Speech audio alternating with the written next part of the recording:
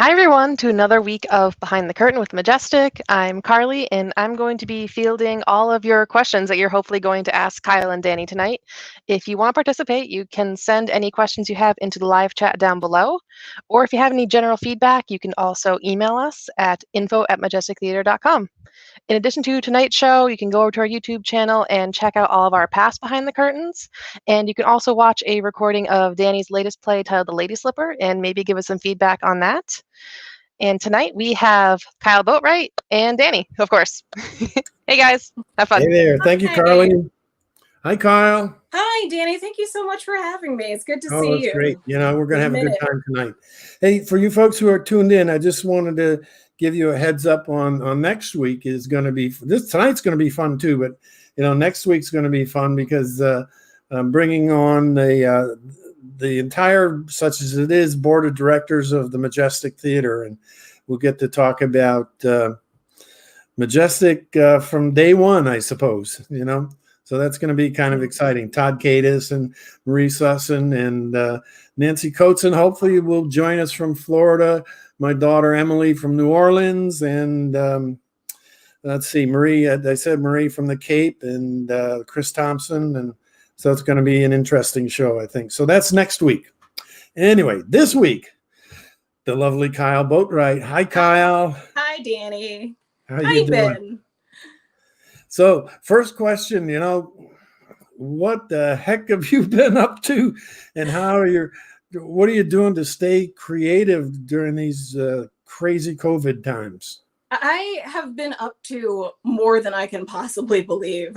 I've been really impressively busy, without setting foot in a theater, of course. I have got two big projects going on right now. One is the Short and Sweet Festival of New Plays with Silverthorne Theater. Okay. It's a series of 10-minute plays, and of course they plan to do it in person and live in the spring, but here we are. So they're filming all the plays, and they'll be available for streaming early next year. So I'm filming one tomorrow, actually, and a couple more down the road. And the other thing is that I am advising on a new musical called Legacy Boy. It is an indie rock. Gina and exactly, Gina and Harley Erdman, who's the theater department at UMass, and Aaron Jones is the composer. So I am doing some creative consulting on that and helping edit and all of those things, helping with production and seeing how far we can take it. It's been So is that going to happen at UMass at some point this year? Not this year, certainly. They've done a couple workshops and readings of it at UMass. Did a big workshop production of it a few years ago with great success. And now we're hoping to look a little beyond the collegiate arena, and kind of see what venues we can end up with. It is a story set on a college campus, which makes it great for a college production.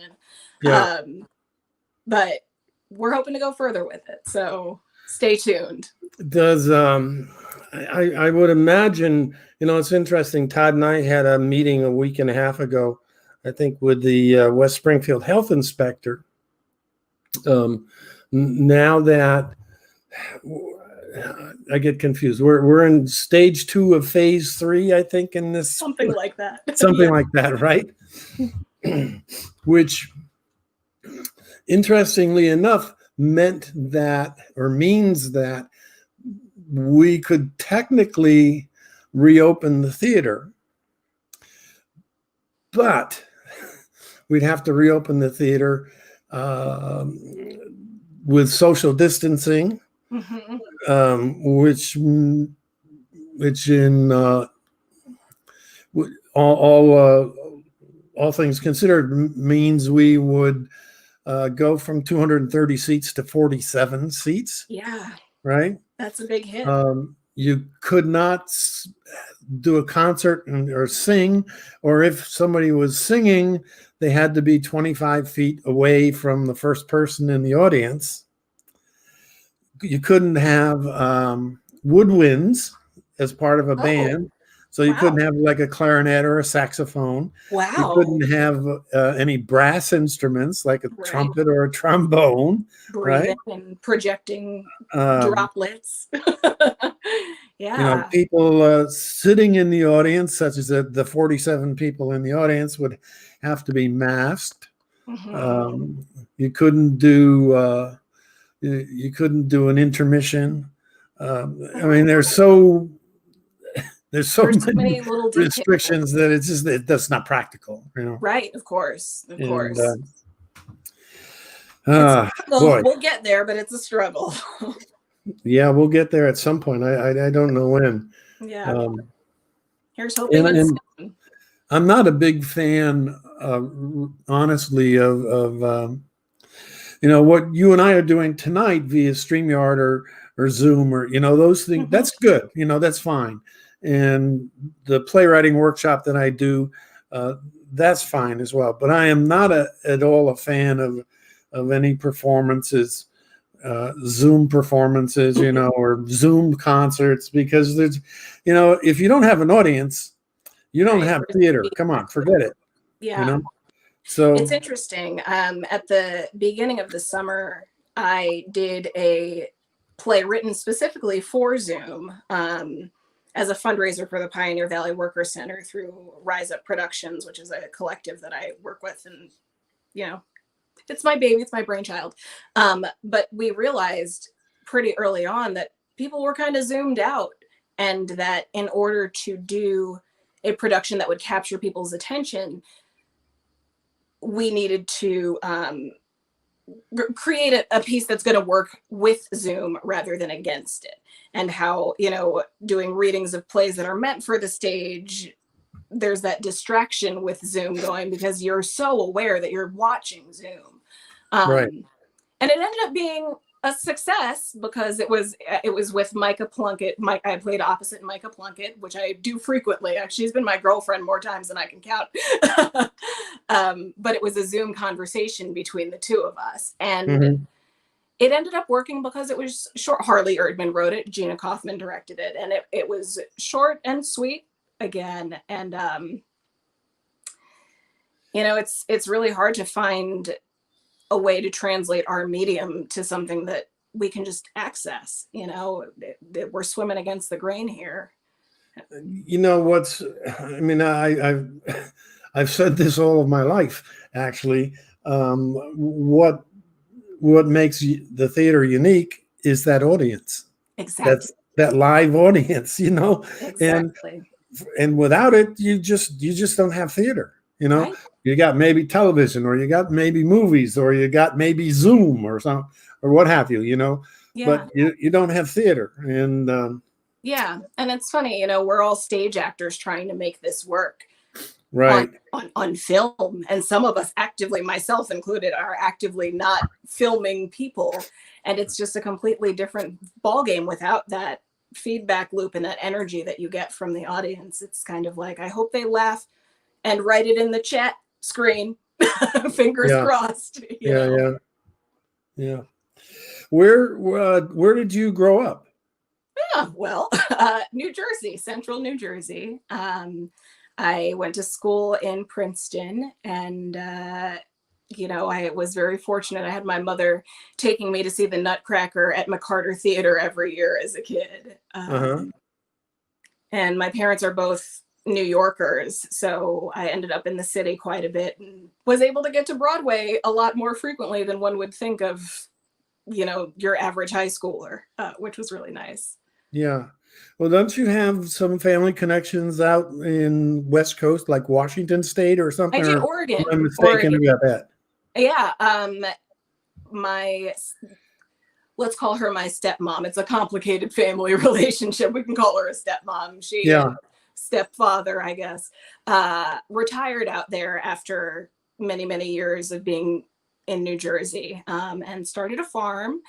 And so every now and then I go out there and I help out with administrative stuff because there's all of this Oregon Department of Agriculture nonsense to sort through. But it means that I get to go to the Oregon Shakespeare Festival, and it means that I get to go up to Seattle sometimes and do shows up there if I want, stuff like that. Yeah. It's been nice. Yeah. And do you also get to be a farm girl and muck out the barn and all that kind of stuff too? There is no mucking. I am the prissy one on the farm who keeps her hands clean and does paperwork. Come on. But I got the boots. I got the boots if I have to be the mucking girl. The most I did was feed the chickens and try to get them into the roost. And that was a project, let me tell you. I was chasing chickens. I didn't expect it for my life, but there I was. And what is it that brought you to Western Massachusetts? I love this question because it's a connection between you and me, Danny. I came up to Western Massachusetts to go to Amherst College. And that actually is how I found out about the Majestic. I stayed after graduating. I've been back and forth a couple of times, but I did primarily stay here after graduating.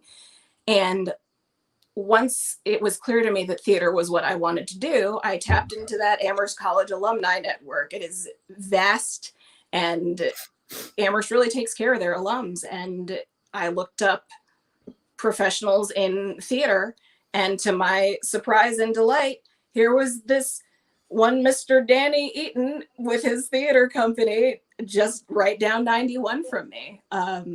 Really? Yeah, that's how I found you. Well, we are fellow alums. We are. To be sure. But what's kind of interesting about it? I'm surprised. I'm happy to hear that, by the way, that Amherst, the folks at Amherst even know that I'm here. They do. They know you're here for sure. Because, well, what happened to me, I spent almost 5 years in the Marine Corps and then started a college career after that. And, spent 2 semesters at Folio Community College and then transferred into Amherst, got accepted and transferred into Amherst as a junior. And, but I was married at the time. I was living off campus. I was also 25 years old, which, was 5, 6, 7 years on everybody else. Yeah. And virtually spent all of my time at Kirby Theater. So consequently, I was never in a fraternity, so I didn't play sports. So I know to this day, I know next to no one, unless you were involved in Kirby Theater for the 2 years that I was there. I know next to no one from Amherst, and I had no kind of, I think typical college connection. Yeah. That other people have. So. Yeah. Wow. I didn't know that you had gone on later in life. Cool. Yeah. I mean, the alumni network is a beautiful thing, and I was surprised to be able to take advantage of it as much as I could. It's really, if you log in your information and you tell the folks who you are, you show up on the network and you can contact other people as an alum, and it's really a useful thing when you are a young alum. So is there a particular website to go to for that? Because I've been trying to track down a few people. Actually. I'll have to look into it and get back to you. I haven't looked at it, incidentally, since I found you, which was probably about 10 years ago. But I do know that there is some kind of online hub somewhere. I'll get back to you on that one. I'll let you know. Yeah. All right. Well, there are a couple professors I'd like to maybe track down. Yeah. And maybe a couple other students, be interesting. Amherst, of course, when I was there, it was not co-ed. Right. You must have been at the tail end of it being all male. Is that right? Yeah. I graduated 73. And I think, was it 75 was maybe the first class? class? I was going to say 70, 75, 76, somewhere in there. So, yeah. I know that was a big, that was a big deal, and a lot of, I think, alumni resistance to it. Mm-hmm. And And I also thought it was kind of ironic in a way that both Smith and Mount Holyoke, which were female colleges, right? And Amherst, which was all male colleges. So supposedly, my understanding anyway, was that all three colleges were going to go coeducational, right? Mm. But somehow or another, Smith and Mount Holyoke arranged for Amherst trustees to make that decision, that first decision. Mm-hmm. And then the Amherst trustees made that decision to go coeducational. And then the Smith and Mount Holyoke trustees said, we're not going to do it. So there was even a little more controversy, you know? Yeah, I can imagine. I understand the need for it and for women plus having their own spaces. But I did not realize that had been part of the initial plan for all of them to go co-ed. That's some history right there. I mean, yeah. I mean, I may be wrong about that. I may have misconstrued that all of these years, but that's been my understanding, you know. Mm. And of course, in the five college theater world, you know, we had, so Amherst was all guys, and you know, Smith was all women. Mm-hmm. And there was kind of a down Route 9 there, you know, there was kind of a corridor that so Amherst guys would go to Smith to perform in plays, and Smith women would come to Amherst to perform in plays, and mm-hmm. you know, and it worked, you know. Sure, yeah. And I think that connection is still very much there. Yeah, probably. Even if it's just socially. Sure. Yeah. But that connection does still exist in a lot of different situations, or it did when I was there anyway, for sure. Yeah. Amherst. Yep. So you talked about it a little bit, but how did you discover your passion for the theater? This is interesting. I did not start out as a theater person in the slightest. And you and many people, I'm sure, would be surprised to hear that I'm secretly incredibly shy and introverted, and I always have been. I started out as a classical pianist, Exhibit A right here. Mm-hmm. And so my path into theater was all musically related. I kind of started playing piano for the musicals in high school, and you know, then I would be in the chorus and helping out coaching the chorus or whatever, and that kind of translated, you know, over the bridge into Amherst and at college, and it was all musicals, and I dabbled a little bit in straight theater in college, but didn't get too serious about it. But the big defining moment for me also involves another Majestic alum, if you will, Megan Lynn Allen. She was directing a production of Rent at Exit 7 Theater in Ludlow. Mm-hmm. And our friend, Brian Osterman, called me up one day and said, "Hey, my friend Megan is directing this show at Exit 7 and she's looking for folks, and I think you should audition." And I said, "Oh, I don't know. I mean, I don't know if that's for me, whatever." And I went anyway, and she cast me. And well, it would seem like Rent would be kind of. There it is. Oh yeah, there's a great picture. There it is. Rent would be like, because it's based on La Boheme, right? It is. So it was a nice bridging the gap. And I do want to give another Majestic shout out. That photo and all of the Rent production photos were by the one and only Kate Rankins, who was also in the chorus. She hopped out and took pictures and then ran back on stage, and then hopped out again to take some more pictures and then ran back on stage. So yeah, it was a good crossover. And there was this one instant, I remember it so vividly. It was during maybe the last night of tech. And I was standing there in those heels under the hot lights in this wig and this outfit. I won't get too deep. There's the outfit. It was a tight corset, and I'm standing there in the heels, and you know, it was hour 8 of tech or something like that. And there was this instant where we finally ran one of the scenes And I thought to myself, as I'm sweating in the wig, this is what I meant to do. This is why I'm here. This is what I want to do with my life. And I don't care how much my feet hurt and how long I've been standing in this one spot trying to get all the lights going in other directions. This is what I want, and this is what I need. And it's pretty cool to be able to pinpoint a moment like that in time where I just knew, you know. Yeah. It's a good show. Great group of people. Lots of Majestic folks too. Christine St. Amant Green and Josiah Durham, Michael Garcia, of course, who's since become a dear friend of mine. It was something else. And Kate Rankins. And then how did your relationship begin with the Majestic? Let's see. So I knew about your existence and had seen a couple shows, and I, for a time, moved out west to Las Vegas to try my luck there.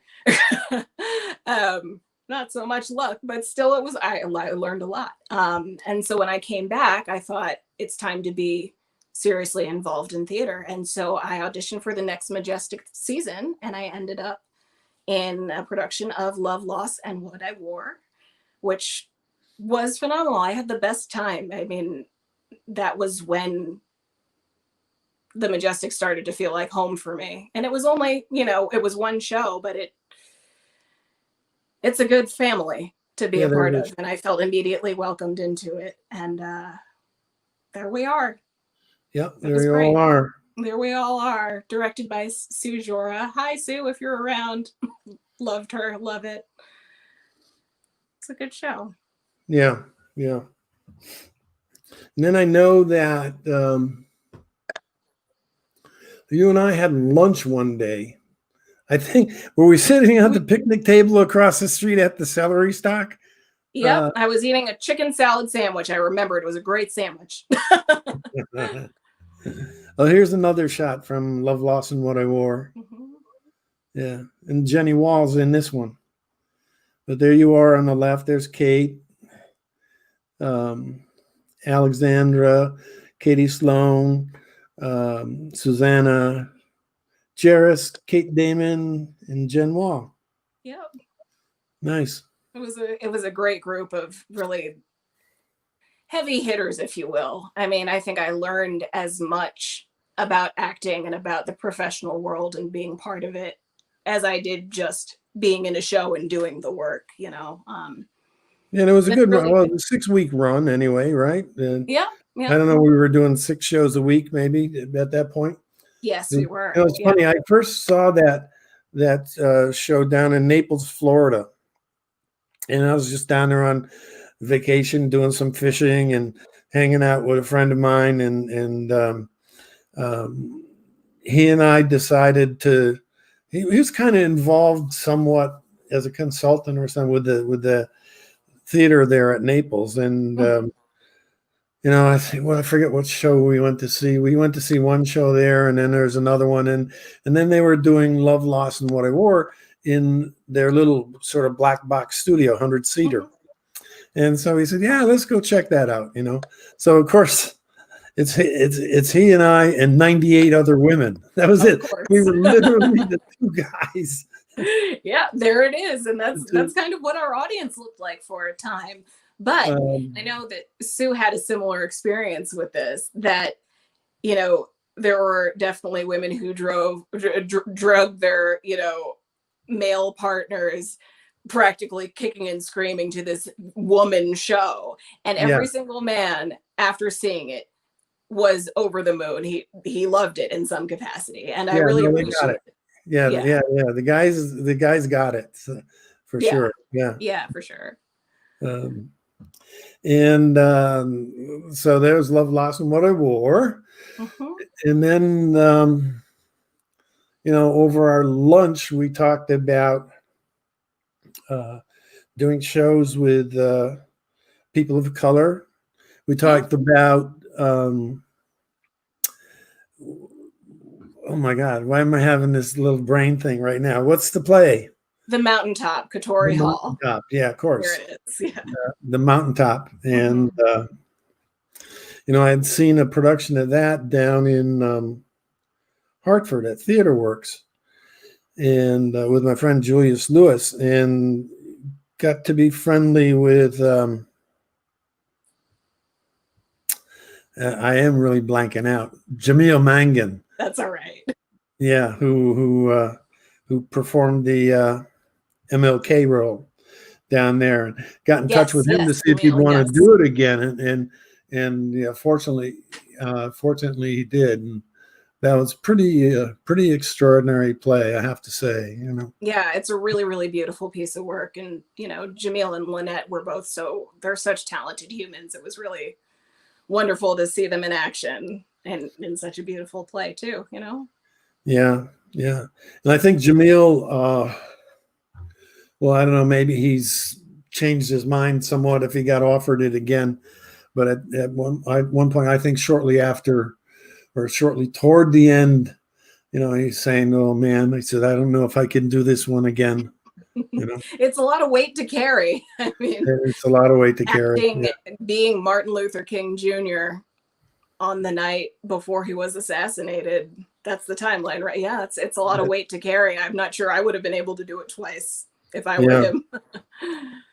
I get it. So we did that, and then there was that crazy airplane play.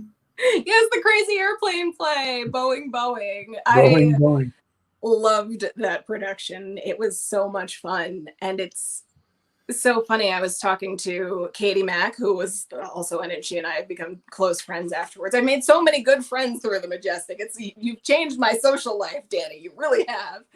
Katie Mack's the one in green.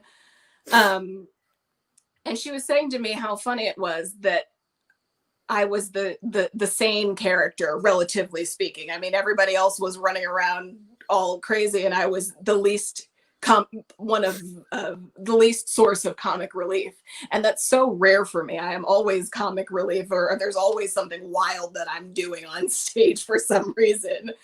I mean, that does look pretty wild. Look at that. But to be the grounded one and to try my hand at a Brooklyn dialect, which I'm still not convinced I nailed, but it was a good adventure for me for sure. It was a fun show. Lots of running around. Yeah, a lot of running around, a lot of doors. Yep, in and out of the doors always.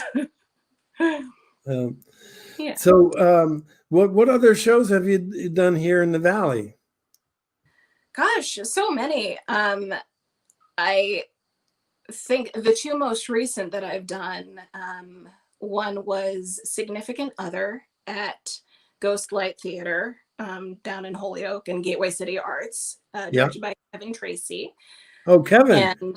Kevin was in my playwriting workshop.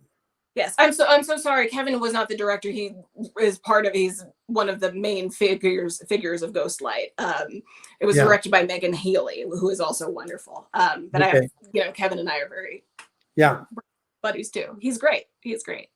And that was a wacky show, to say the least. It was about late 20-somethings trying to find their way and growing into adulthood and all of the struggle that comes with that, and living in New York. And I played a journalist / editor, which was fun. It was right after Boeing.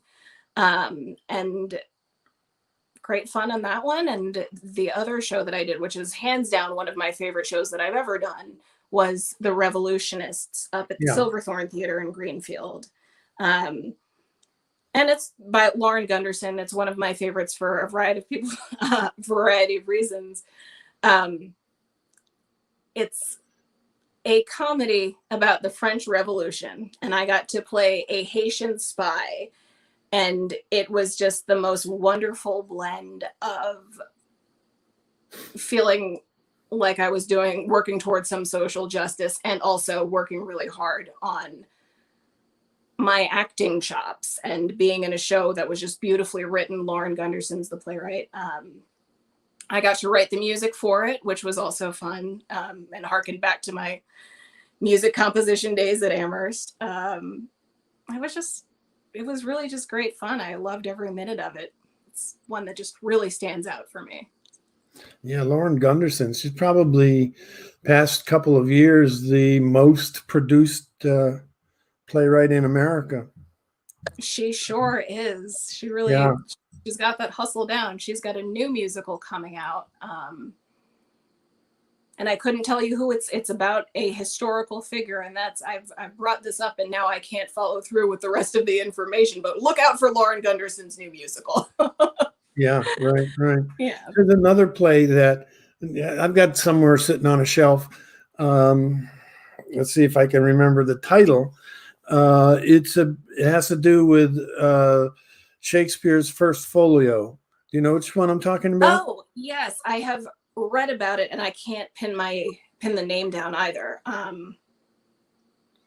But she's really, I think that's one of the things I love about her so much, is that she really digs into history, and it's all of this interesting historical fiction that becomes this dialogue about what's going on in the world right now. Yeah, it was about Richard Burbage and whoever else it was. And after Shakespeare's had died, and they're putting together the convincing this printer to put together the first folio of Shakespeare's plays. And of course, plays then weren't, you don't just turn in a manuscript, you have to kind of reconstruct it from memory.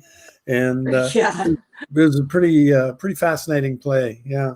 The Book of Will, maybe it's called, something like that. Yes, but something like that. Will is in the title somewhere. Yeah. The Revolutionists. I trekked up to Greenfield there and saw that. Yeah, I remember you sitting in the middle in the second row. I saw I was like, Danny's here today and I'm going to do it. I remember it so vividly. That was an interesting, cast too.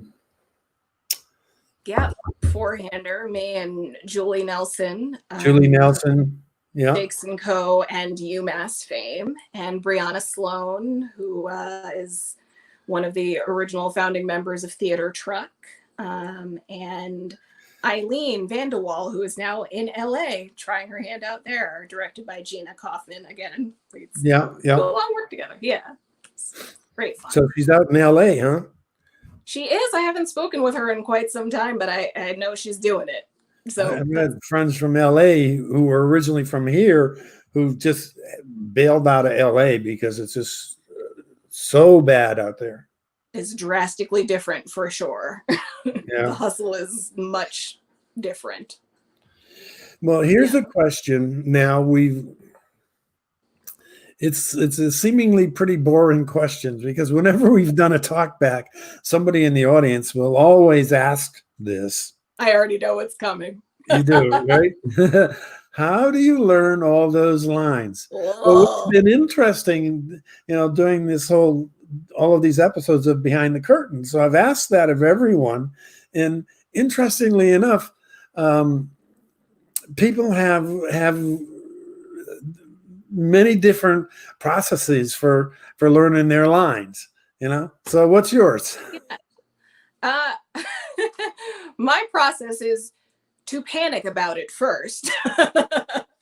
And I've got a couple different routes that have worked for me. I would say actually that of all of the aspects of theater, the memorization of lines is for me the scariest thing ever, of all of them.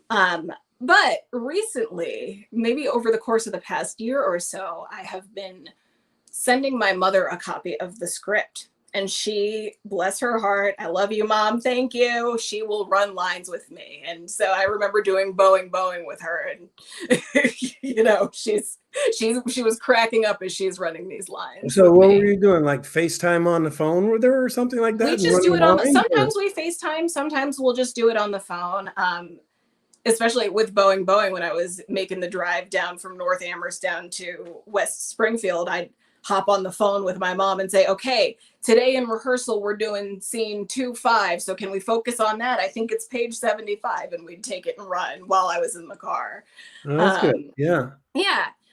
the other thing that's been a major game changer for me, and I think I was kind of late to the game on this one. I'm not sure who else. I feel like everybody does this and I do not, but there are several apps that you can use on your phone to input entire scripts, and the app will read the other person's lines back to you and leave space for you to deliver your line, and you can go back, you can hear your line, you can eliminate yourself entirely. So that's been a big help to me as well, especially because I don't often have a ton of people around to run lines with, That is, learning by rote for me is the best, I think. So yeah. But it's an ongoing experience. A phone app. Huh? Well, there's a phone app for everything now, isn't there? That is true. I'm discovering.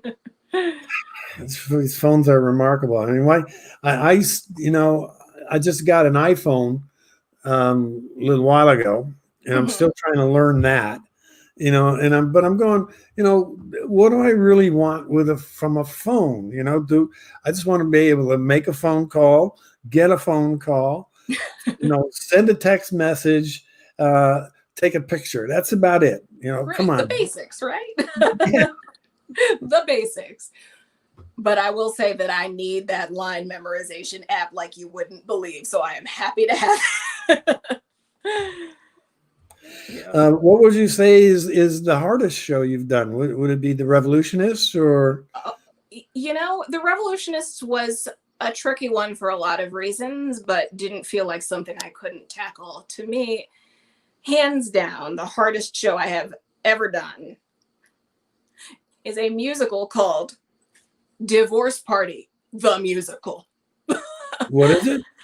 Divorce Party, the musical, out in Las Vegas, where I live. Divorce Party. Yes. And it was a jukebox musical, and all of the lyrics to all these various songs had been rewritten about this poor soul whose husband was cheating on her. And so her best friends, I was one of the friends, threw her this party for her divorce. And that's what it was. We all sang these songs to offer wisdom. And the thing that was hardest for me about it, because of course I've done plenty of musicals, but it was the dancing that got me, because I am not a trained dancer. And yet suddenly there I was sharing the stage with like 4 Vegas showgirls who all, are used to sequins and feathers and, like showy dance moves in lots of ways. And, one of them was in Jubilee, all the things that you think about when you think Vegas showgirl, all these women had done that. And then there was Kyle Boatwright hailing from Western Massachusetts who didn't know how to do any of that. So it was definitely a challenge. I don't think I've ever worked so hard in my life. And I learned a lot from it, including about dancing and how to manage that as a non-dancer. Yeah. And yeah. I'm glad to not have done a show like it since, to be fair. Well, I'm sure, that's, that was a really valuable experience, It absolutely.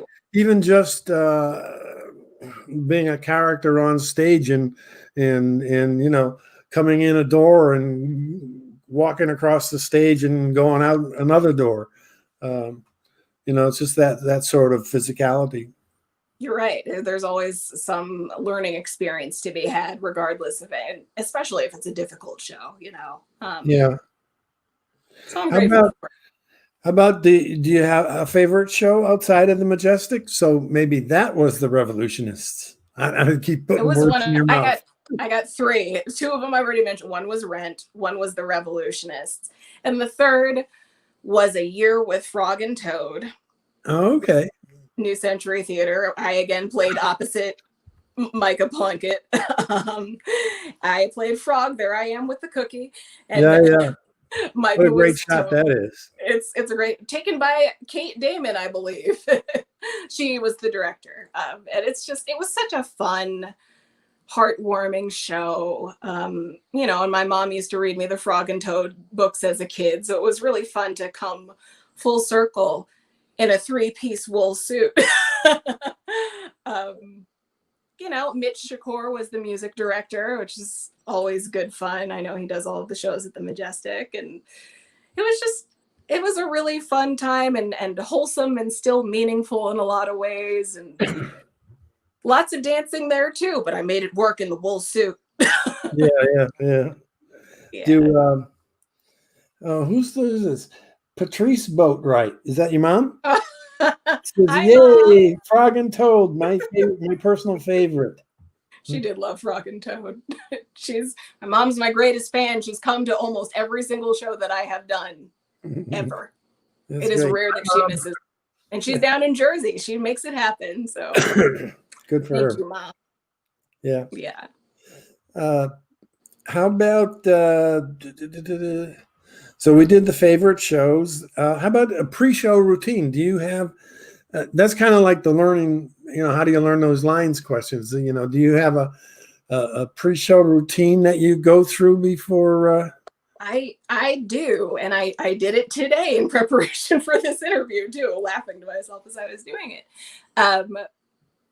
I always need a latte from Dunkin' Donuts and a turkey sausage wake-up wrap. Those are the two things that I do before a show, consume before a show.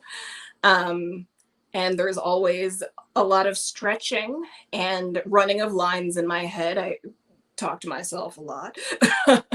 But the last one is once I finish my hair and makeup and getting into costume and all of that, I always write in my journal in the voice of the character, or I will do some, psychoanalysis of a particular scene in that character's voice. And it really gets me mentally in the game. The stretching is the physical part, and then mentally I get in the game that way. That's interesting. Yeah, it served me well over the years for sure. I bet those journals are kind of fascinating. I hope you save them. I do save them. I do. I was flipping through one from last year the other day. It had all these notes about Boeing, and then the revolutionists. That's an interesting blast from the past. Yeah. How about any? There we go. What the heck is that one? That is from Strident Theater's The Final Say from last. Oh, sure. Summer. Yeah. Scrappy little feminist startup company that I was on the board of for some time. I've since stepped down. There's Susanna Apgar, who I got to know through Love, Loss, and What I Wore from 2015, I guess. She's the artistic director, and there we are cringing at. I can't remember what the moment was, but I just love that we are just cringing in the same way. And she's in a bathtub. Yeah. The Majestic, it's so intimate there at the Majestic. And, oftentimes, when you're on stage and something's happening, you can literally hear a comment or a response out in the audience, Yeah. Have you experienced any of that at all, or gotten any sort of funny, interesting feedback, audience feedback post-show? Or there's always some kind of wacky comment that happens, and you're right, especially at the Majestic, you can kind of hear those reactions really clearly. For me, they're always tied into any kind of stage blooper that I might have, all of which are inevitably costume related, and turn the show into something that was rated R if it wasn't already rated R. That turns into that. When I was in Rent, a gentleman properly gasped at my attire when there's this big. She's a stripper. Mimi is a stripper, and so there's this big dance scene, and she's in the corset and the heels, and I took off my robe, and I heard this. And I thought, oh my God, I am going to horrify this individual. I am so sorry. It's always something like that. Never too much loud commentary, which I appreciate. And my father saying, God, I wish I could just throw my jacket over her right now. There was that as well. Yeah. Dads are always dads, right? Dads are always dads. It's true. I'm sure you know it well. That's because I am one, right? Yeah, exactly. There it is. The vibe. There's Chris Thompson. She says, "Hi, Kyle. I helped Meg with a prop of some sort for rent." Hi, Chris. Thank you so much. I'm sure she did. Yeah. Thank you for it. Nice to hear from you, Chris. So how about stage bloopers? Does that qualify as a stage blooper? It's always costume related, and it's always some malfunction that leaves me with half a shirt or some other nonsense. And it's funny because that's the one thing you can't fully cover up when something with your costume goes wrong. Consistently, I think with lines, if you drop a line or something, you can find a way to make up for it and work with your scene partner on that. But, if something starts to go wrong with a costume piece, your friends can help you to an extent, but sometimes you just gotta wing it. Costume pieces have fallen off my body mid-show. How about what back in the Amherst days? Did you must have done shows at Kirby, and did they have a little second? When I was there, we used to do plays down in Stone Basement, I think it was. Oh, no way! I was the RA in Stone my sophomore year. Yeah, they ended up with a black box that's really beautiful, and actually that was where I did most of the shows. Not in Kirby itself, but in the black box that's attached to it. I'm blanking on the name of it now. And it was always delightful and fun. I mean, I got into theater kind of late in the game in college. But I did a few there and a few after I graduated even, which was, it's nice to be looped. I mean, that's the beauty of Amherst, right? In the 5 college areas, that you're able to be looped into those college productions if you feel like you need to be, or if you want to be. Sure. Yeah. So I did a lot of original plays. I worked with all of the playwriting workshop groups when I was in college, primarily in classes as well. And Connie Congdon, who was the playwright in residence, was my mentor throughout college. And it was all of that creating new work attitude for me anyway. And that's what I ended up doing for my thesis as well, is creating my own show. And so, yeah, it was great fun. It was either, for me, it was the black box or within the music department at Buckley Recital Hall. When I was there, they would always have a once a year annual musical. And they transformed this gorgeous hardwood floor recital hall with all of these beautiful grand pianos and everything into a theater. It was always really a fun and interesting experience. But again, it was coming at it from the music aspect. Sure. I'd get asked to think about helping out with music and invariably end up in the show in some capacity. Right. Do you play other instruments besides the piano? Not officially, no. It's the piano, and I was a choir geek in high school, and so that's kind of where all the vocal stuff came in. But I dabble in guitars and ukuleles and various string instruments, but you will never hear me do it publicly. Yeah. Piano is the big one. For sure. Yeah. How about this? What advice would you give to people who aspire to join this kind of crazy life, crazy, beautiful, lovely life that we lead? What would you say to them? How would you advise people? I first and foremost believe in yourself. I think the times when I look back over the course of my career, the things that I can track as difficulties on stage, or even to go so far as to say failures, all stemmed from me not having enough confidence that I could do whatever the thing was. And once I got into that headspace, I ruined it for myself in a lot of ways. And I think first and foremost, it has to be believe in yourself, because if you don't, who else is going to? Well, the people, you know, the people that, you know, I've cast you twice. Mm-hmm. So I believe in you. You know, it's not just a question of you're believing in yourself, but I mean, there is something to that. But other people also believe in you, you know. And I think maybe, you know, I think maybe performers don't understand that. Yeah.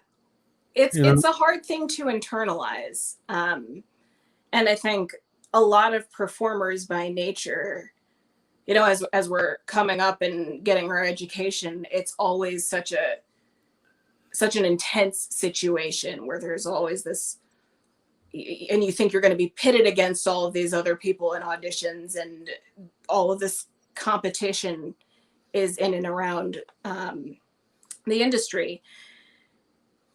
And I think it's kind of like, for me anyway, and for a few folks that I know, it's no matter who else believes in me, I'm still my own worst critic, and I will get in my own way if I don't take care of myself properly. And I think a lot of performers, I mean, and I say this as one, I think we actors in a lot of ways are some of the most insecure human beings you'll ever meet on the planet. And that can color one's work a lot if one isn't careful about it. So, but it is nice to, sorry. Yeah, you can get in your own way. Yeah, for sure. You know, so I think it's, you know, I used to play field hockey in high school, and my coach always yelled at me on the field. She'd say, Boatwright, confidence. And if you don't got it, fake it. I can hear she do the big C at me. Confidence. I'd see her on the sidelines like this. And if you don't got it, you fake it. And I heard her say that so many times. And every now and then I'm giving myself a pep talk, and Coach Thomas pops into my head with that. So yeah, I mean, I think that's the primary bit of advice that I would give to people is believe in yourself, and especially listen to the people who do believe in you, and know that you're going to do 8,000 auditions a year. You just are. And you're also not necessarily going to get cast in 8,000 of those plays. You might only get cast in one, but all it really takes is that one. Yeah, I always tell people don't equate the audition with getting a part. Mm-hmm. You know, the audition is just simply for the sake of the audition. You know, and you go in and you meet people and you shake hands and you chat a little bit and you do a reading or you do a monologue or whatever, and then get out. And it doesn't. So if you don't get the part, but you do a good audition, whoever you've auditioned for remembers that. Yeah. And you may not be right for any number of reasons. You know, I mean, actors get cast or not cast for all kinds of reasons outside of their talent. Right. You know, there's so many factors.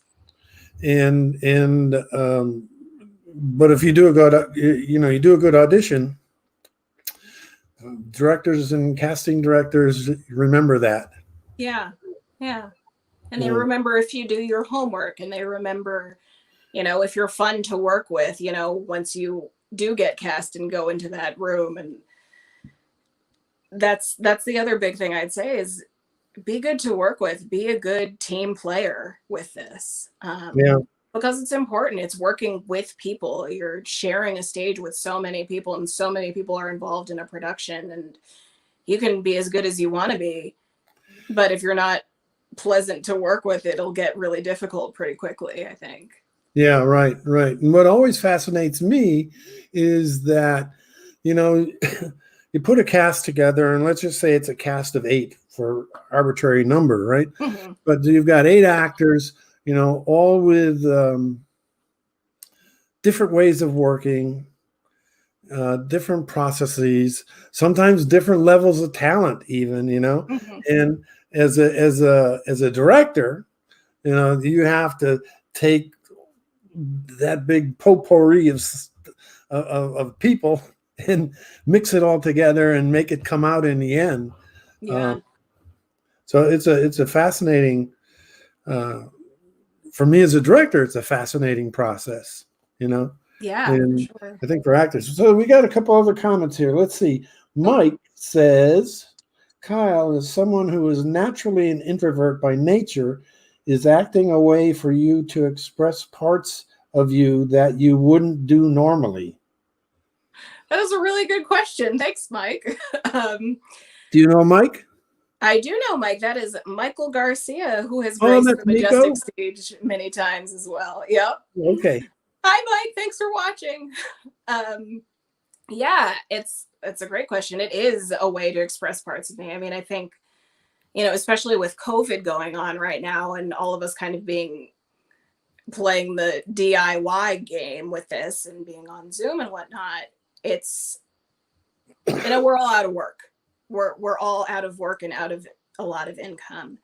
But for me, it's also about my mental health with acting. I never feel fully myself unless I have a theater project to work on and a stage to be on, and ways to work through character development and bring my own bits and pieces to this character and draw these connections and draw these lines and learn from the character itself for my own sake and for my own mental health. And, you know, it's,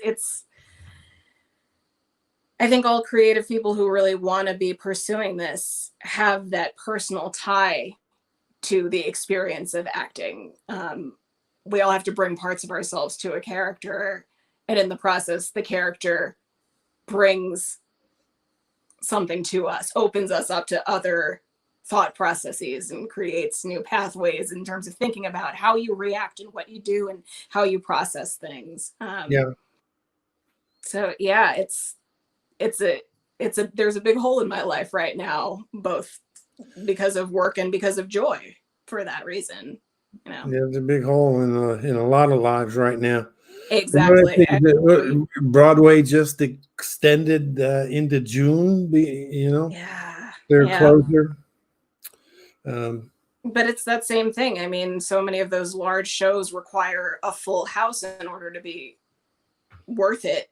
And they can't social distance in the tiny theaters like that, unfortunately. And then you're looking at the same issue that we have at the Majestic, where it's, instead of 230, you got 47. Instead of 800, you got 400, you know? Yeah. I know that for us at the Majestic, I mean, we're waiting for phase 4. Right. And I think we're waiting for a vaccine. Mm-hmm. But then we also have to, I just got something from Equity a few days ago, a whole, where the heck is it? It's around here somewhere. A whole 4 core principles needed to support safe and healthy theater productions. Ooh, okay. So this big extract of what we're going to have to do before Equity even allows their members to step back out on the Majestic stage, you know? Sure. So it's a struggle. We're all trying to make it through. We are indeed. Mm-hmm. Well, Kyle, this has been great. Thank you so much. It's so good to see you, Danny. Thank you so much for having me. It's been really nice to catch up with you and to say hi to everybody. Thank you all for coming, checking it out. So folks who have been tuning in, you know, these are all archived, all of the behind the curtain episodes. And so if you didn't get a chance to watch this live tonight, you can go to the Majestic website and, you know, dial it up and, you know, catch Kyle right there. Carly, are you hiding backstage? Of course. There she Kyle, is. it's crazy that we've been in this theater community for so long, and this is the first time I'm actually meeting you. I know. I know, it's very exciting. I'm so excited that we finally met. Oh. Well, hope I could see you in person sooner rather than later. Yes, fingers crossed. Phase 4, it's gonna come. Yep. Change is gonna come. Knock on wood. Yeah. All right. Until then, good night, guys. Good night. Good night. Thank you.